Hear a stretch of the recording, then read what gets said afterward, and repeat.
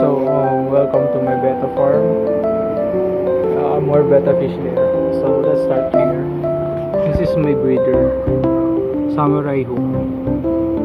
Yeah, she's a female breeder. And this is my main tank. Oh, okay. So this is my main tank. This is a plantain tank, Java fern, baby Java fern. Yeah, baby Java fern and Tetra, Chinese algae eater, Guarani, like golden honey Guarani. And this is a it can survive without the regular, but as long as it has a baby grass. Yeah. So next is brine shrimp, which is live foods to my baby betta fish. This is a 2-week-old betta fish. It is a 2.5 weeks old betta fish. And this is a 5 days old betta fish. There's so many. And this is my bro. Where are you? I don't know if you can see. This is my male breeder betta fish. And this is a Magna Daphnia vulture and more betta fish. This is a 2 months old betta fish. Let's proceed here. This is a 2.5 months old betta fishes.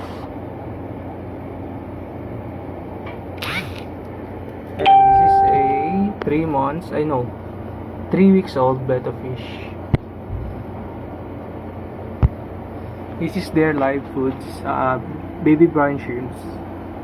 We can hatch it using salt, water, and baby eggs. Baby eggs.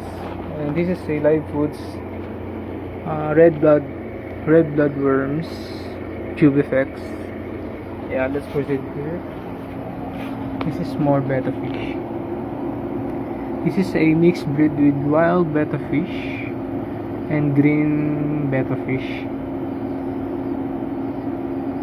And let's proceed here. This is a Magna Daphnia vulture. This is the live foods of my fishes. Yan. And this is a Hook Samurai betta fish.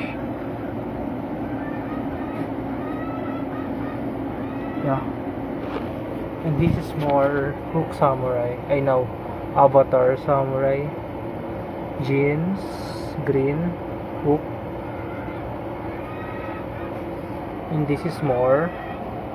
And more fishes lay here. There's more. So that I can avoid mosquito larvae, I put some fishes everywhere. And this is more betta fish. Avatar jeans. And this is a green water so that I can feed my Magna Daphnia using green water. And this is more green water. And let's proceed here. This is my more fishes, which is it can grow faster when separated using jarring. This is a jarring method. It can grow fast.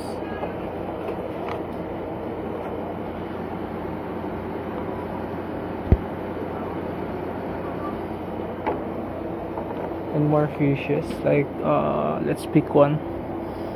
Ito.